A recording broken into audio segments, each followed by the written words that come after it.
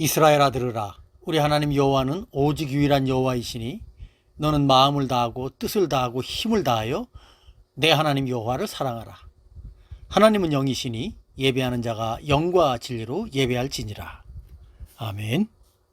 찬송가 6장으로 하나님을 찬양합니다.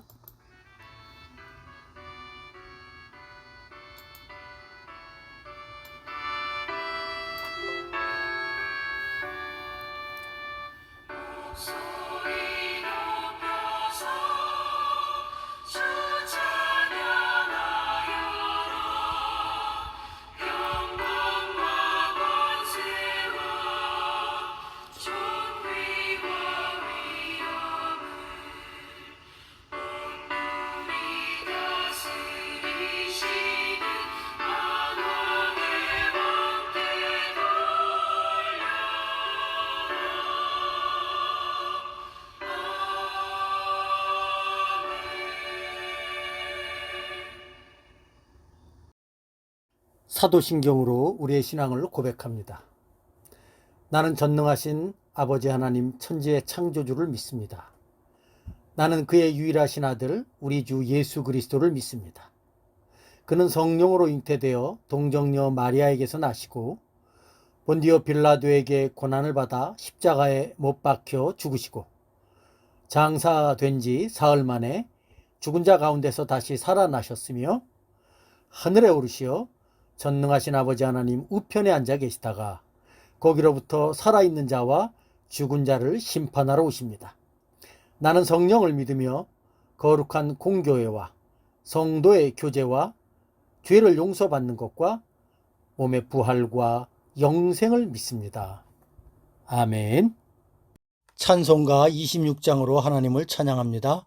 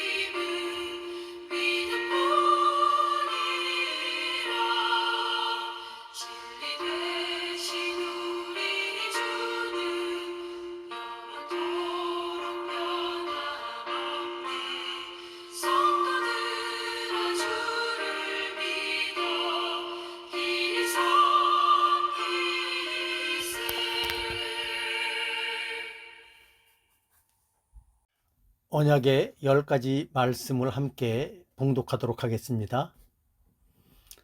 하나님이 이 모든 말씀으로 말씀하여 이르시되 나는 너를 애굽 땅 종되었던 집에서 인도하여 낸 내 하나님 여호와니라. 너는 나 외에는 다른 신들을 내게 두지 말라. 너를 위하여 새긴 우상을 만들지 말고 또 위로 하늘에 있는 것이나 아래로 땅에 있는 것이나 땅 아래 물속에 있는 것에 어떤 형상도 만들지 말며 그것들에게 절하지 말며 그것들을 섬기지 말라. 나 내 하나님 여호와는 질투하는 하나님인즉 나를 미워하는 자의 죄를 갚되 아버지로부터 아들에게로 3, 4대까지 이르게 하거니와 나를 사랑하고 내 계명을 지키는 자에게는 1000대까지 은혜를 베푸느니라. 너는 내 하나님 여호와의 이름을 망령되게 부르지 말라. 여호와는 그의 이름을 망령되게 부르는 자를 죄 없다 하지 아니하리라. 안식일을 기억하여 거룩하게 지키라. 엿새 동안은 힘써 내 모든 일을 행할 것이나 일곱째 날은 내 하나님 여호와의 안식일인즉 너나 내 아들이나 내 딸이나 내 남종이나 내 여종이나 내 가축이나 내 문 안에 머무는 객이라도 아무 일도 하지 말라. 이는 젖새 동안에 나 여호와가 하늘과 땅과 바다와 그 가운데 모든 것을 만들고 일곱째 날에 쉬었습니다. 그러므로 나 여호와가 안식일을 복되게 하여 그날을 거룩하게 하였느니라. 내 부모를 공경하라. 그리하면 내 하나님 여호와가 내게 준 땅에서 내 생명이 길리라. 살인하지 말라. 간음하지 말라. 도둑질하지 말라. 내 이웃에 대하여 거짓 증거하지 말라. 내 이웃의 집을 탐내지 말라. 내 이웃의 아내나 그의 남종이나 그의 여종이나 그의 소나 그의 나귀나 물은 내 이웃의 소유를 탐내지 말라. 예수께서 이르시되 내 마음을 다하고 목숨을 다하고 뜻을 다하여 주 너의 하나님을 사랑하라 하셨으니 이것이 크고 첫째 되는 계명이요 둘째도 그와 같으니 내 이웃을 내 자신같이 사랑하라 하셨으니 이 두 계명이 온 율법과 선지자의 강령이니라. 아멘. 주약에 맞춰 지난 한 주일간의 삶을 돌아보며 우리의 연약함과 죄악들을 고백하고 하나님의 은혜를 구하는 시간 갖도록 하겠습니다.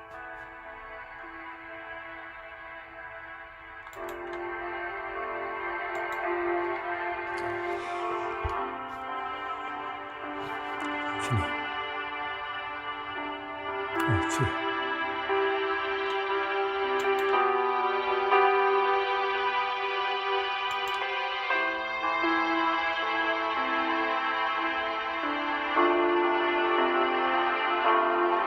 아버지 하나님,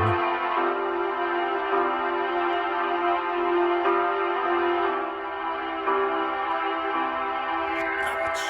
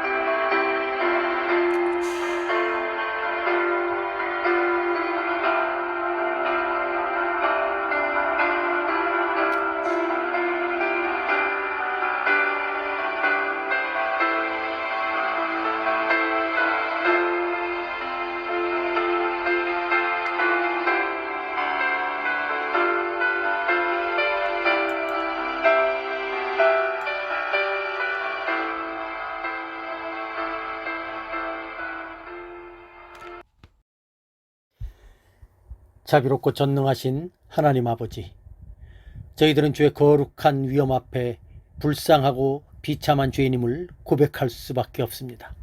하루하루 살아감에 있어서도 온갖 악하고 죄악된 성향을 따라서 살아갈 수밖에 없는 연약한 인생들임을 고백합니다. 그럼에도 불구하고 우리 주 예수 그리스도의 십자가의 은혜를 의지하며 오늘도 이렇게 주님 앞에 나와 우리를 향하신 주님의 은혜와 자비하심을 간절히 구합니다. 은혜로우신 아버지 하나님, 저희들을 긍휼히 여겨 주셔서 그리스도의 고난과 죽으심을 보셔서 우리의 죄를 사하여 주시되 또한 저희들에게는 주의 성령의 은혜를 더하셔서 우리의 연약함과 죄악들을 깨닫게 하시고 그리스도의 죽으심과 부활의 생명을 의지하여 죄에 대하여는 죽은 자요 의에 대하여는 살아가는 자로 열매 맺게 하여 주시옵소서. 이 모든 간구를 죽음에서 부활하신 우리 주 예수 그리스도의 이름으로 간절히 기도하옵나이다. 아멘. 허물의 사함을 받고 자신의 죄가 가려진 자는 복이 있도다. 마음에 간사함이 없고 여호와께 정죄를 당하지 아니하는 자는 복이 있도다. 내가 이르기를 내 허물을 여호와께 자복하리라 하고 주께 내 죄를 아뢰고 내 죄악을 숨기지 아니하였더니 곧 주께서 내 죄를 사하셨나이다. 아멘.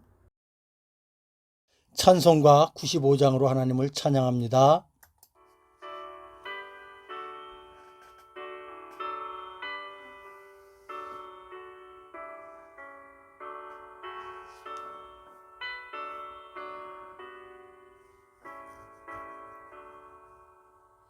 나의 기쁨 나의 소망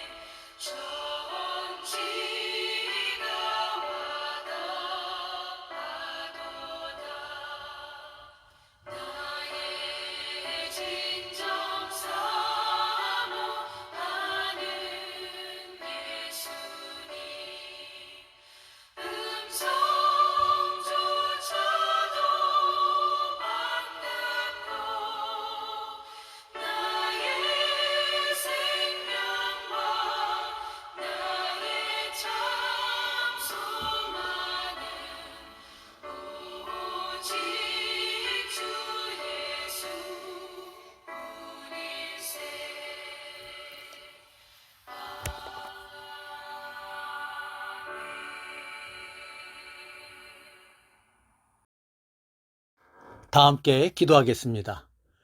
자비롭고 전능하신 하나님 아버지, 오늘도 복된 주일을 맞이하여 우리 성도들과 함께 성삼위 하나님께 예배케 하시니 감사드립니다. 우리가 주 앞에 나와 예배드릴 때 마음과 뜻과 힘을 다하여 예배를 드리오니 성삼위 하나님께서 친히 임하사 영광 받으시며 예배 드리는 저희 모두에게는 하나님의 은혜와 사랑과 역사하심을 깨닫는 귀하고 복된 시간이 되게 하옵소서.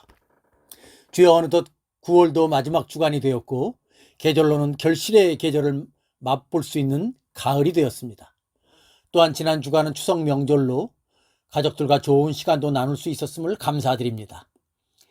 하나님께서 우리들에게 허락하신 시간과 가족 그리고 삶의 여러 환경들을 생각할 때 사실 불평보다는 감사의 조건이 많음을 다시 한번 깨닫게 됩니다. 주여, 우리 주 예수 그리스도 안에서 허락하신 하늘에 속한 신령한 복을 믿음 안에서 매일같이 누릴 수 있음을 감사드립니다. 이 귀하고 복된 특별한 은혜가 있었기에 주께서 우리들에게 베풀어 주신 일상적인 삶 속에서의 은혜도 더욱더 풍성하게 깨닫고 감사하게 되는 줄로 믿습니다.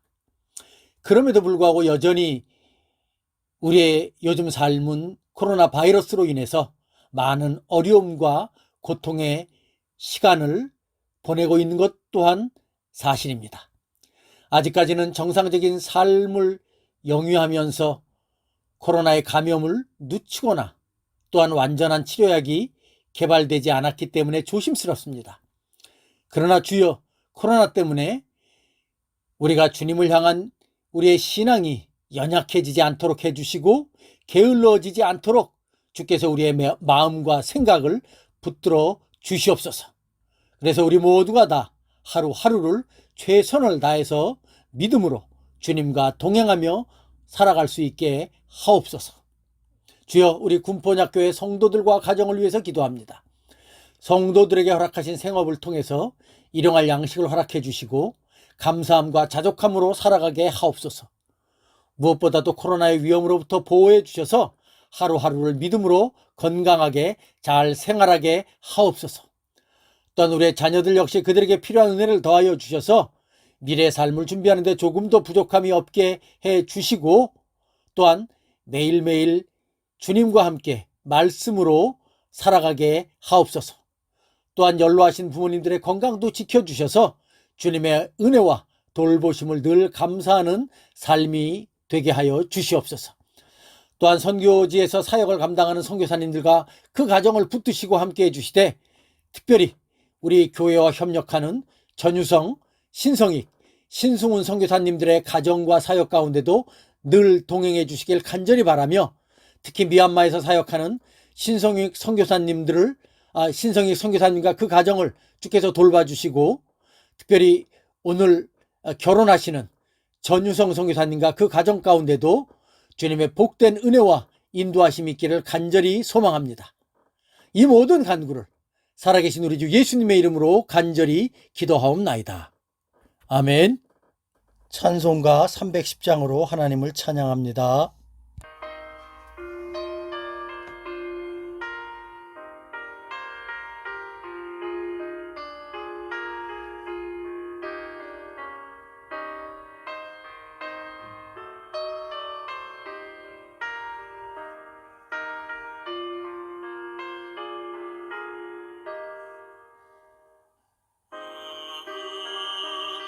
하나님의 은혜로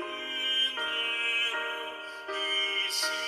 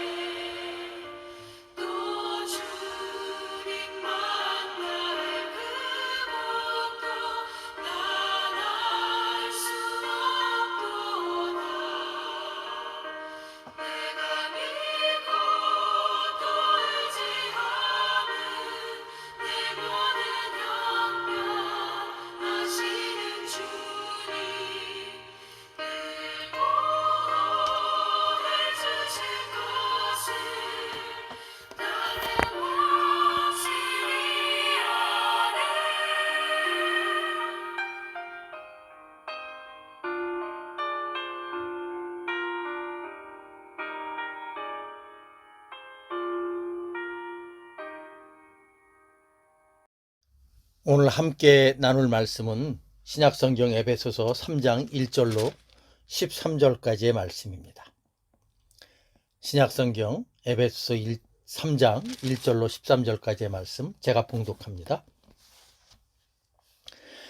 이러므로 그리스도 예수의 일로 너희 이방인을 위하여 갇힌 자 된 나 바울이 말하거니와 너희를 위하여 내게 주신 하나님의 그 은혜의 경륜을 너희가 들었을 터이라. 곧 계시로 내게 비밀을 알게 하신 것은 내가 먼저 간단히 기록함과 같으니 그것을 읽으면 내가 그리스도의 비밀을 깨달은 것을 너희가 알 수 있으리라. 이제 그의 거룩한 사도들과 선지자들에게 성령으로 나타내신 것 같이 다른 세대에서는 사람의 아들들에게 알리지 아니하셨으니 이는 이방인들이 복음으로 말미암아 그리스도 예수 안에서 함께 상속자가 되고 함께 지체가 되고 함께 약속에 참여하는 자가 됨이라.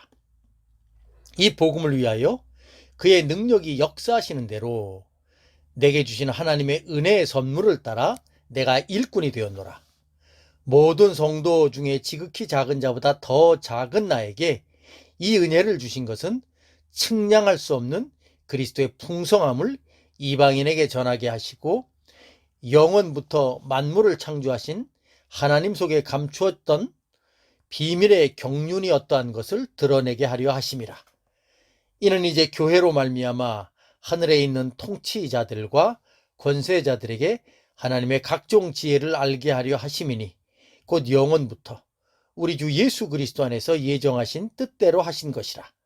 우리가 그 안에서 그를 믿음으로 말미암아 담대함과 확신을 가지고 하나님께 나아감을 얻느니라.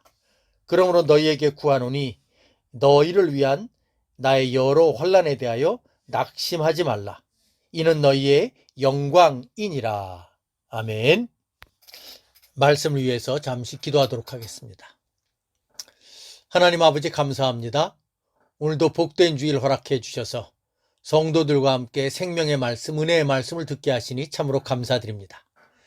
우리가 이 세상 살아가는 삶의 형편이 때로는 여의치 않고 고단할 때도 있지만 그 삶의 형편이 우리의 마음과 생각을 지배하는 것이 아니라 우리와 함께 하시는 그리스도의 사랑과 은혜가 더욱더 강력하게 역사하여 우리의 마음과 생각을 지배하는 그런 복된 삶이 되게 하여 주시옵소서.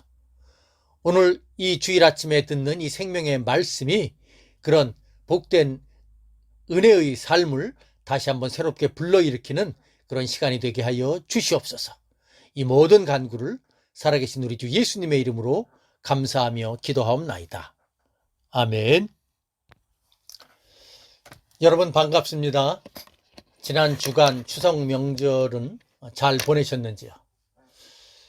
코로나 때문에 여전히 우리의 일상적인 생활이 제한받고 있는 형편이기 때문에 추석 명절 역시 많은 부분에서 예전과는 다른 모습으로 다가온 이번 추석이 아니었나 싶습니다. 그래도 백신 접종 때문에 올 추석은 작년보다는 좀 더 많은 분들이 부모님들을 비롯해서 형제와 친지분들 만나고 오셨다는 뉴스를 볼 수 있었습니다. 우리 교우님들도 무탈하게 다들 잘들 보내신 줄로 믿습니다. 앞선 말씀에서 바울은 예수 그리스도의 십자가의 복음을 전하면서 그 십자가의 복음 위에 세워진 주님의 몸된 교회의 영광을 선포했습니다. 바울이 에베소 교회에 이 편지를 쓰던 당시는 한참 로마의 권세와 영광이 온 세상을 지배하던 시기였습니다. 반면에 바울이 말하는 그리스도의 복음과 교회의 영광이라는 것은 사실 기독교 신자 외에는 그 누구도 생각하지도 않고 인정하지도 않았던 그런 때였습니다. 심지어 로마 제국 내에서는 기독교를 이단이나 또는 무신론자들처럼 여기기까지 했습니다. 왜냐하면 로마의 대부분의 사람들은 신들을 섬겼는데 기독교 신자들은 얼마 전에 죽은 십자가에서 비참하게 죽은 예수를 섬긴다고 말하고 있었기 때문입니다. 바로 그런 상황 속에서 바울은 다시 한번 복음에 나타난 은혜의 풍성함, 또 그 복음 위에 세워진 교회의 영광을 증거한 내용이 바로 오늘 우리가 읽은 3장의 내용이라 할 수 있습니다. 3장 1절을 제가 한번 다시 읽어보도록 하겠습니다. 에베소서 3장 1절입니다. 그러므로 그리스도 예수의 일로 너의 이방을 위하여 갇힌 자 된 나 바울이 말하거니와. 바울은 지금 자신이 그리스도 예수의 일, 즉 그리스도의 복음 때문에 로마의 차디찬 감옥에 갇혀 있음을 말하고 있습니다. 그런데 지금까지 살펴본 에베소 1장과 2장의 내용들을 보면 그 내용이 감옥에 갇혀서 고난 중에 있는 사람의 글인가 싶을 정도로 매우 힘이 있고 활기가 있으며 생동감이 있다는 사실을 우리는 알 수가 있습니다. 앞서서 우리가 살펴본 에베소 1장과 2장의 말씀을 잠시 한번 상기해 볼까요? 1장에서 바울은 그리스도 안에 있는 하늘에 속한 신령한 복, 은혜의 영광을 고백하면서 성삼위 하나님을 찬양하자고 선포합니다. 그리고 2장에서는 그 영광스러운 십자가의 복음이 유대인과 이방인 사이에 놓여있던 분리의 담과 벽을 허물었으니 이제 예수 그리스도 안에서 유대인과 이방인이 하나가 되어서 새로운 창조를 통해서 하나님께 당당히 나아가는 영광스러운 교회가 세워졌음을 고백하고 있습니다. 이처럼 사도 바울은 에베소 1장과 2장에서 자신이 지금 처해 있는 형편과는 전혀 다른 내용을 정말 열심을 다해서 선포한 것을 우리는 알 수가 있는 것이죠.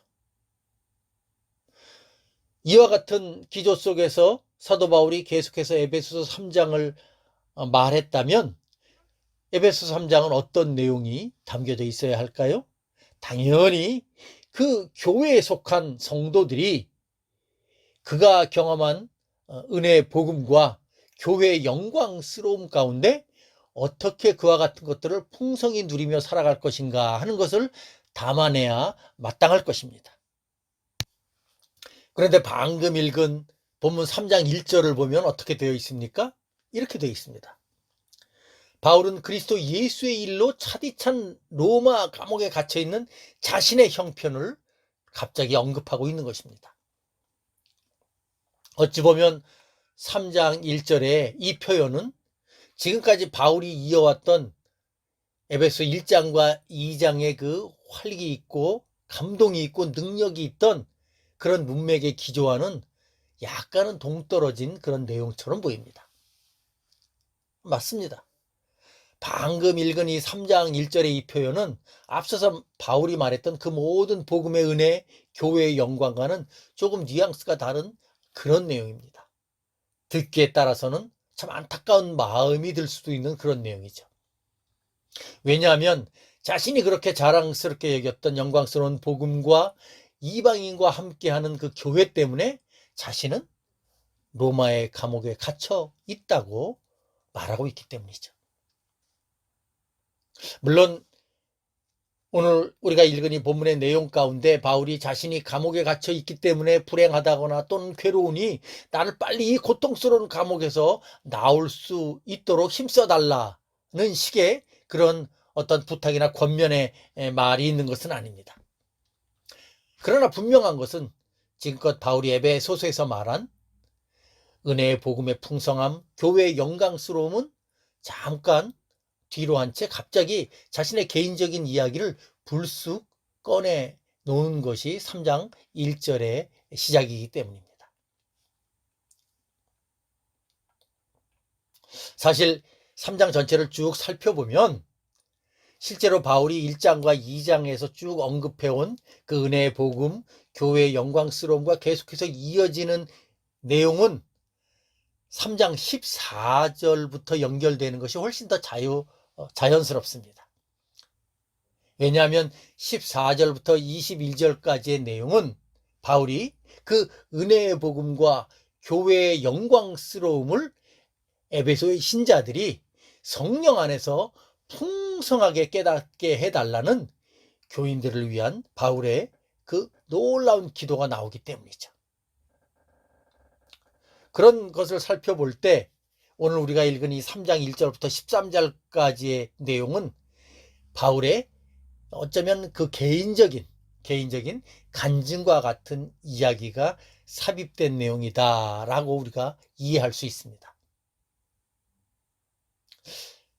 그럼에도 불구하고 이 부분이 우리들에게 매우 귀하고 복된 이유 중에 하나는 바울의 이와 같은 개인적인 간증 이야기 속에서 그가 깨닫게 된 복음의 비밀, 그리고 그 깨닫게 된 복음의 비밀 때문에 그가 이 놀라운 복음의 일꾼이 된 의미를 우리에게 잘 말해주고 있기 때문이죠.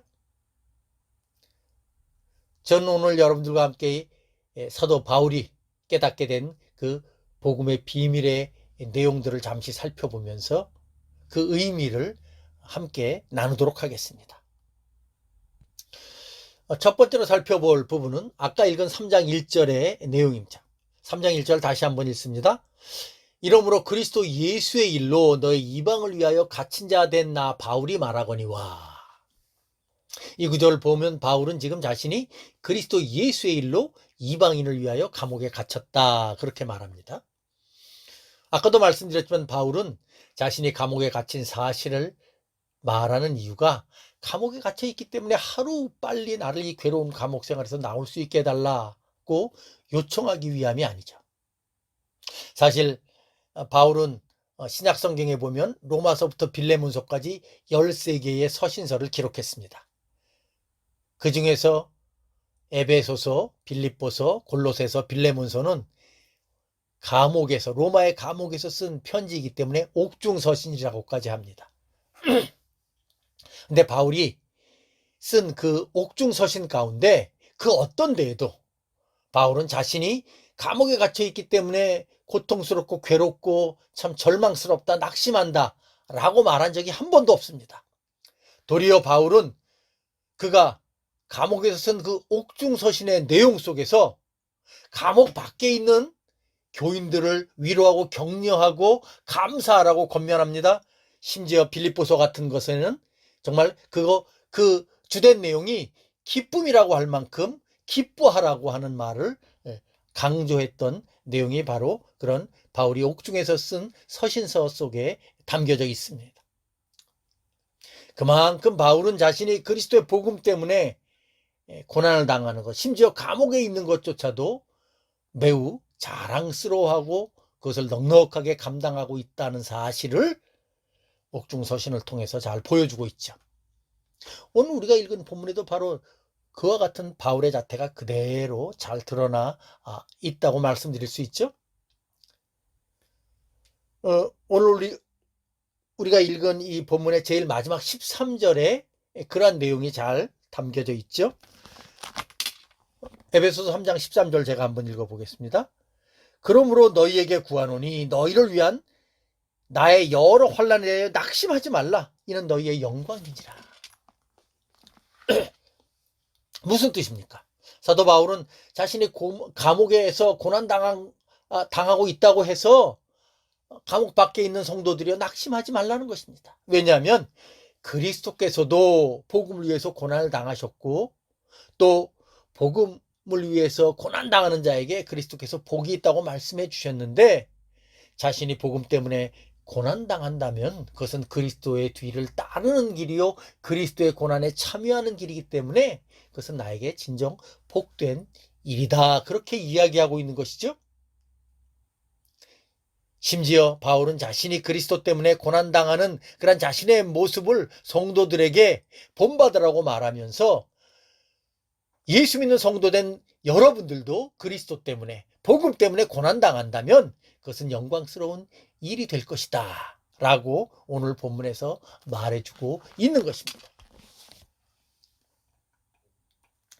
사랑하는 성도 여러분, 혹시 여러분들은 언제 복음 때문에 고난당하거나 또는 핍박을 받으신 일이 있으신지 모르겠습니다. 아마 꽤 여러 번 그리스도와 복음 때문에 내가 믿는 이 신앙 때문에 어려운 상황에 처한 적이 있으셨으리라 생각됩니다. 저도 예전에 우리 집안에서 처음 예수를 믿었기 때문에 이러한 어려운 일이 조금은 있었습니다. 제가 우리 집안에서 처음 예수를 믿었을 때 나만 이 귀하고 복된 예수님을 믿고 천국 갈 수 없다는 생각이 가득 차 올랐었습니다. 그래서 가족들을 위해서 기도했습니다. 특히 부모님을 위해서, 믿지 않는 부모님을 위해서 열심히 기도도 했죠. 그리고 정말 주변의 친구들에게도 복음을 열심히 전하던 때가 있었습니다. 그러다 보니까 믿지 않은 부모님들이나 주변의 친구들을 이렇게 저를 볼 때 속된 말로 완전히 예수 믿는 환자가 되어서 정신 차리지 못한 그런 사람으로 봤을 수도 있습니다. 특히 신앙이 없었던 부모님들은 제가 은혜 생활을 한참 하던 그 시기에 학업 때문에, 공부 때문에 많은 정말 원치 않는 핍박을 저에게 하시기도 했죠. 제가 정말 신앙의 어떤 은혜를 아주 많이 받았던 때가 고등학교 2학년, 3학년 때였습니다. 그때는 눈앞에 이제 대학 입시가 있던 때였기 때문에 열심히 부모님의 그러한 입장에서 볼 때는 다른 모든 것 다 내려놓고 열심히 공부를 했어야 되는데, 그때 저는 학교에 가는 것보다 교회 가는 것이 더 좋았고, 정말 일주일에 4일, 5일 동안을 교회에 가서 생활했기 때문에 부모님 입장에서 보면은 정말 답답하고 안타까운 그런 생각을 하셨을 것입니다. 그런데 가만히 생각해 보면 그때가 개인적으로는 가장 예수님의 사랑과 은혜를 풍성하게 누리던 때가 아닌가 싶습니다.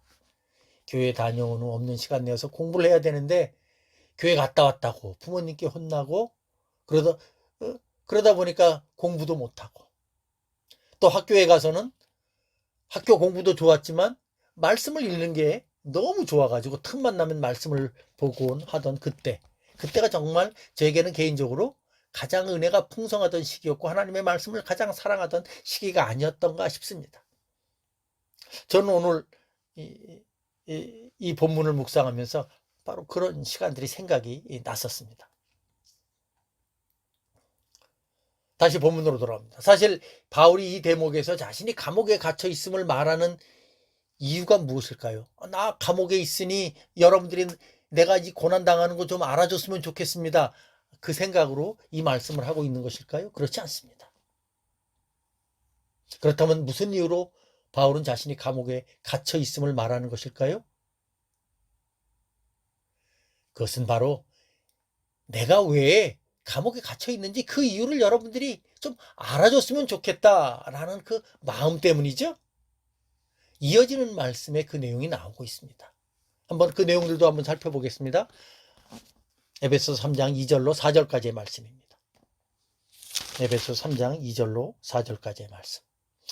너희를 위하여 내게 주신 하나님의 그 은혜의 경륜을 너희가 들었을 터이라. 곧 계시로 내게 비밀을 알게 하신 것은 내가 먼저 간단히 기록함과 같으니 그것을 읽으면 내가 그리스도의 비밀을 깨달은 것을 너희가 알 수 있으리라.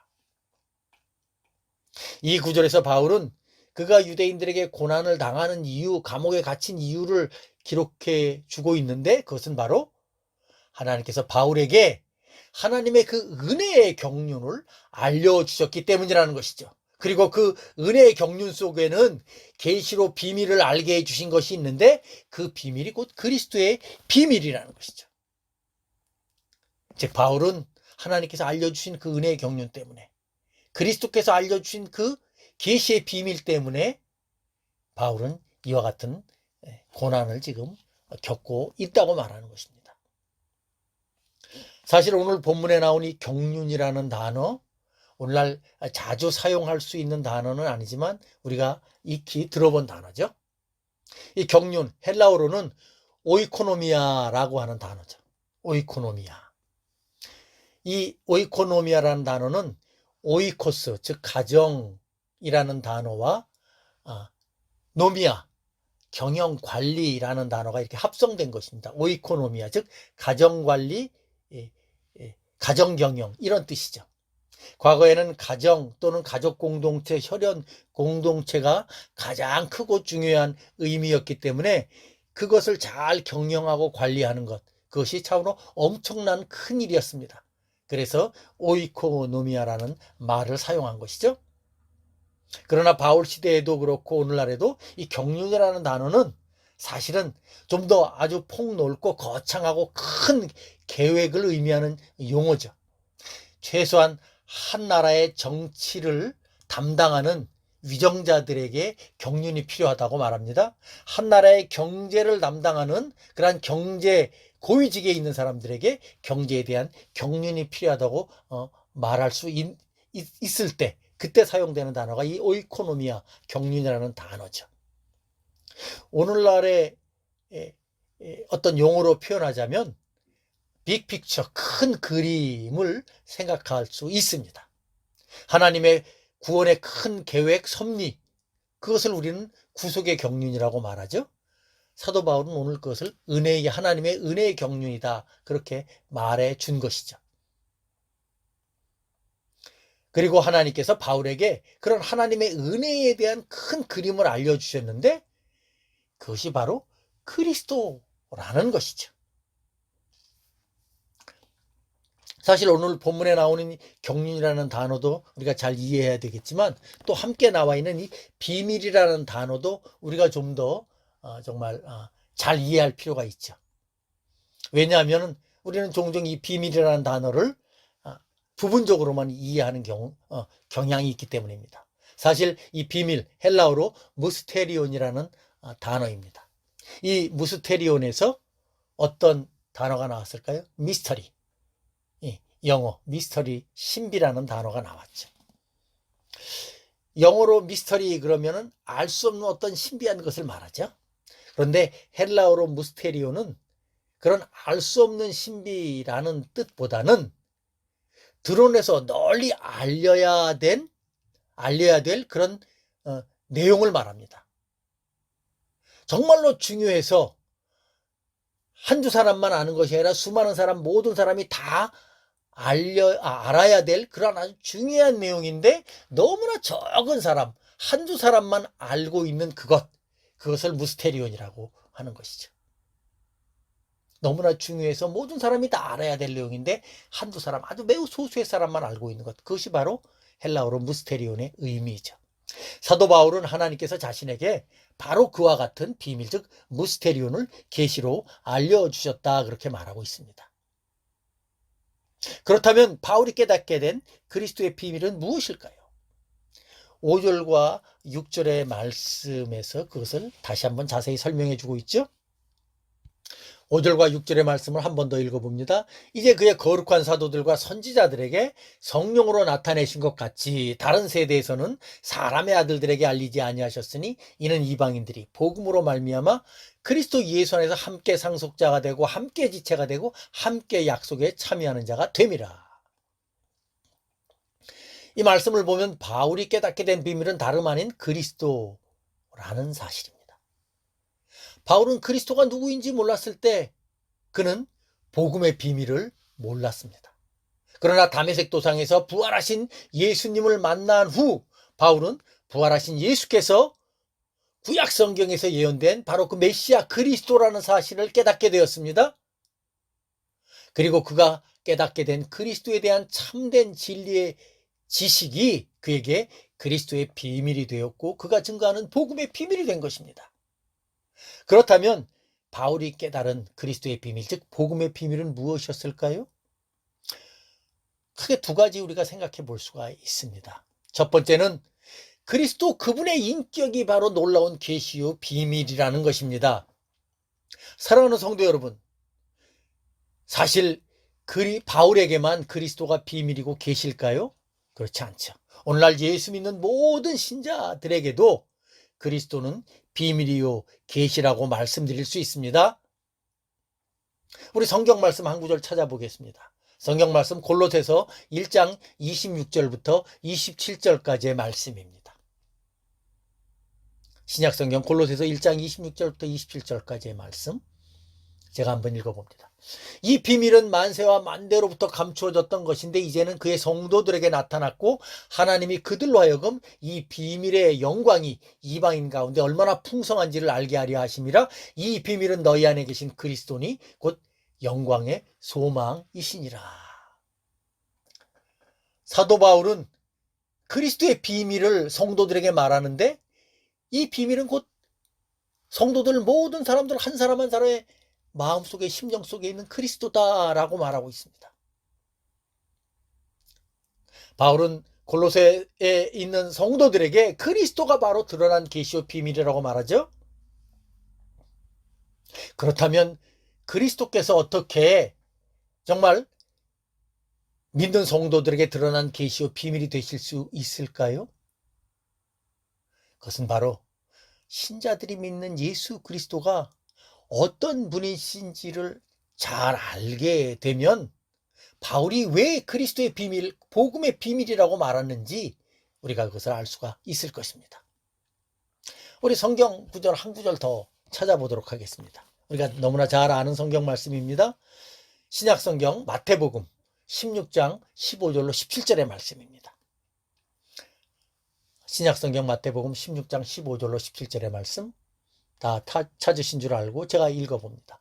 이르시되 너희는 나를 누구라 하느냐? 시몬 베드로가 대답하여 이르되 주는 그리스도시요 살아계신 하나님의 아들이시니이다. 예수께서 대답하여 이르시되 바요나 시몬아 내가 복이 있도다. 이를 내게 알게 한 이는 혈육이 아니요 하늘에 계신 내 아버지시니라. 이 말씀은 그 유명한 가이사랴 빌립보에서 예수님께 베드로가 한 신앙 고백이죠. 근데 사실 이 말씀에 가장 큰 은혜가 되는 것은 베드로와 제자들이 예수님에 대해서 이런 고백을 한 것보다 이런 진리를 깨닫게 하시고 고백을 하게 하신 하나님의 은혜입니다. 하나님은 제자들에게 주권적으로 그리스도를 계시해 주셨고 제자들은 주님에 대한 그 복된 믿음을 그때 베드로가 대표해서 예수님께 고백할 수 있었던 것이죠. 근데 여러분 한번 좀 생각해 보시기 바랍니다. 어떻게 그 당시에 베드로와 제자들이나 또 오늘날 우리가 예수님에 대해서 이런 고백을 할 수 있단 말입니까?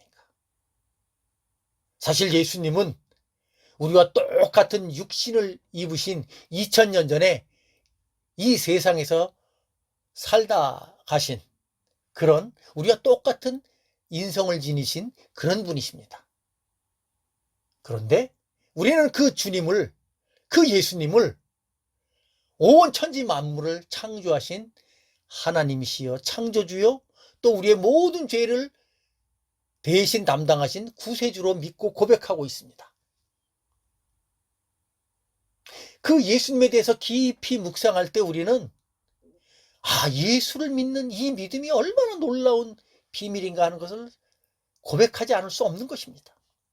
어떻게 온 천지 만물을 창조하신 창조주 하나님께서 피조물인 동정녀 마리아의 몸을 통해서 아기 예수로 이 세상 가운데 오셨단 말입니까? 어떻게 십자가에 달리신 그리스도의 보혈이 우리의 모든 죄와 허물을 온전히 대속하실 수 있단 말입니까? 어떻게 우리는 이 엄청난 진리를 깨닫고 그것을 우리의 입술로 고백할 수 있단 말입니까? 즉 우리가 우리 주 예수 그리스도에 대해서 고백하는 모든 것들을 조금만 우리가 깊이 생각해 보면 참으로 놀랍고 엄청난 진리요.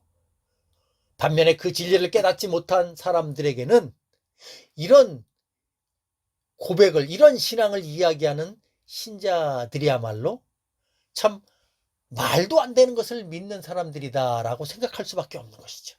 그것이 바로 우리가 믿는 이 기독교 신앙의 참된 내용이죠. 저는 지난 주간에 이렇게 이제 집주에 있는 산책로를 이렇게 좀 산책하면서 큰 은혜를 한번 이렇게 누린 경험이 있습니다. 그것은 바로 이제 땅 위를 왔다 갔다 하는 개미를 이렇게 살펴보면서였습니다.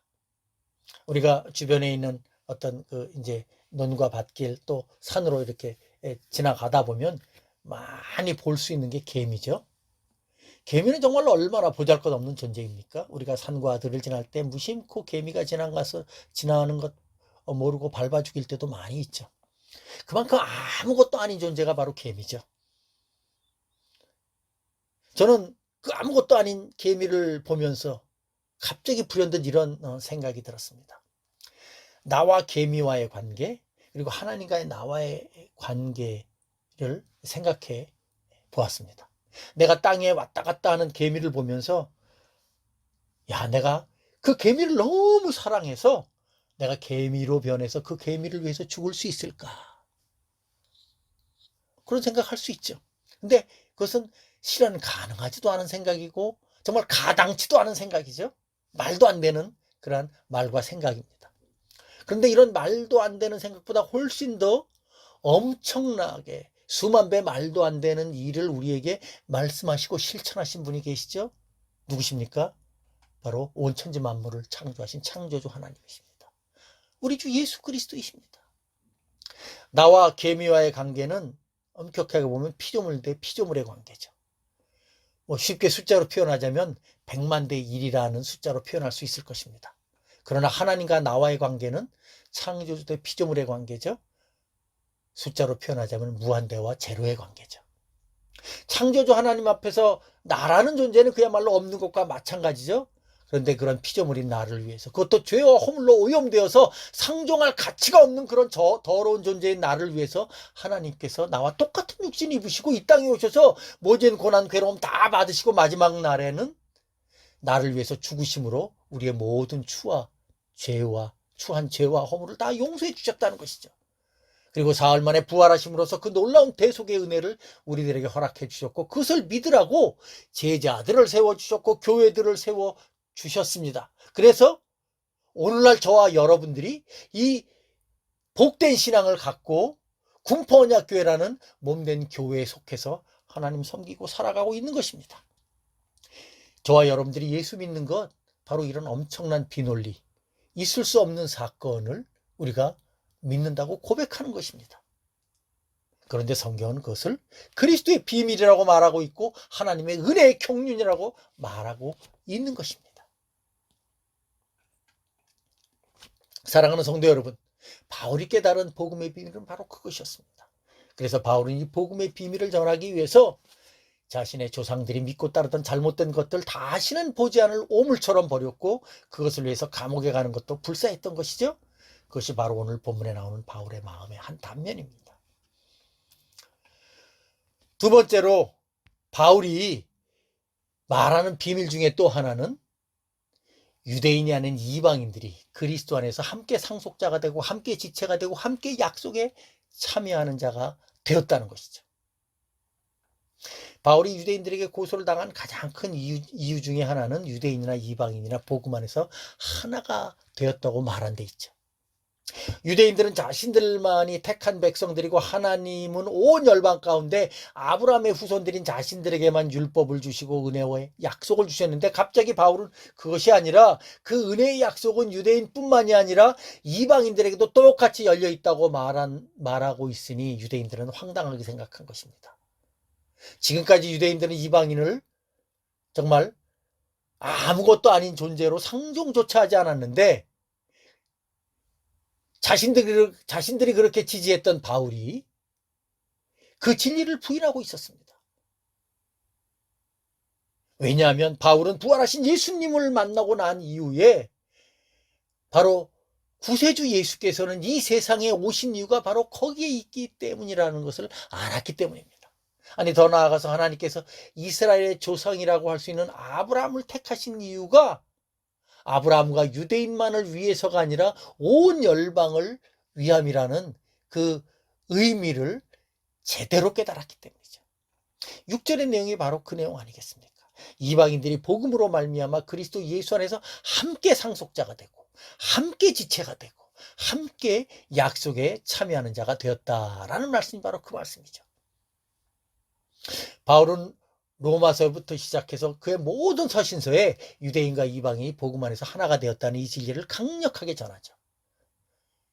그것이 바로 이신칭의의 복음 아닙니까? 믿음으로만 의롭게 된다는 복음입니다. 그리스도에 대한 믿음은 이방인이나 유대인이나 동일하게 가질 수 있기 때문에 이 믿음으로 의롭게 된다는 이 신칭의 복음은 곧 유대인과 이방인이 믿음 안에서 교회 안에서 하나라는 그러한 메시지인 것이죠. 함께 상속자가 된다는 것은 유대인과 이방인이 똑같이 하나님의 거룩한 자녀로 인정된다는 뜻입니다. 유대인들이 약속의 말씀을 먼저 받았다고 해서 그들에게 우선권이 있고 이방인들이 뒤처지는 것이 아닙니다. 일부의 기독교인들은 그렇게 유대인과 이방인을 구별하기도 합니다. 그러나 그렇지 않습니다. 유대인이나 이방인이나 예수 그리스도를 믿지 아니하면 똑같이 하나님의 진노의 대상이 될 뿐입니다.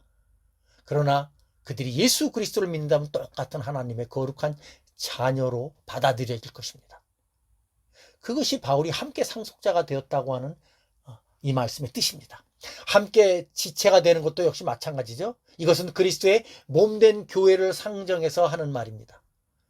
그리스도께서 교회의 머리가 되시고 그 교회의 머리 되신 그리스도께 붙어있는 똑같은 조금도 구별과 차별이 없는 똑같은 지체라는 뜻입니다. 지체의 높고 낮음은 없다는 것입니다.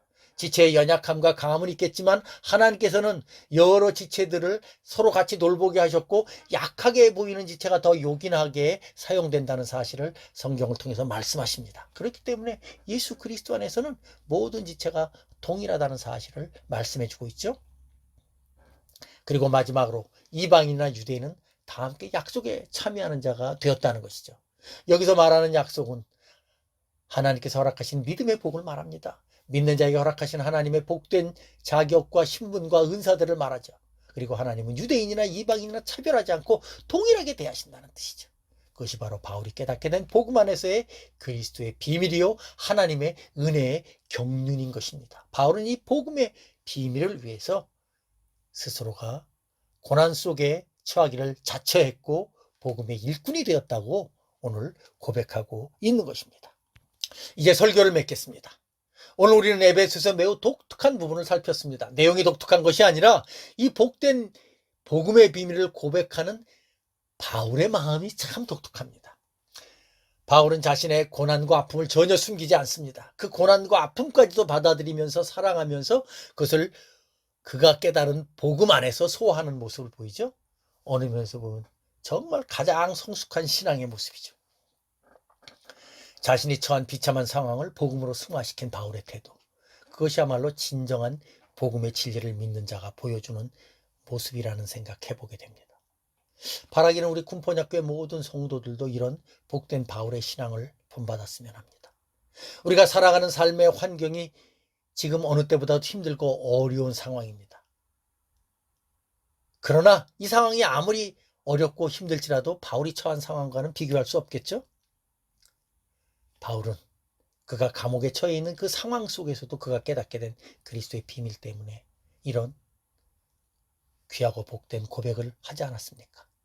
오늘 우리도 이 말씀을 통해서 다시 한번 복음 안에 허락된 그리스도의 비밀이 나에게 있다는 사실을 깊이 깨닫고 감사하면서 기뻐하면서 우리에게 주어진 삶 열심히 주님과 함께 동행하면서 믿음으로 살아가는, 그래서 거룩한 하나님의 복된 자녀로 세워져가는 그런 저와 여러분들, 우리 군포약교회가 되시길 주님의 이름으로 축원합니다.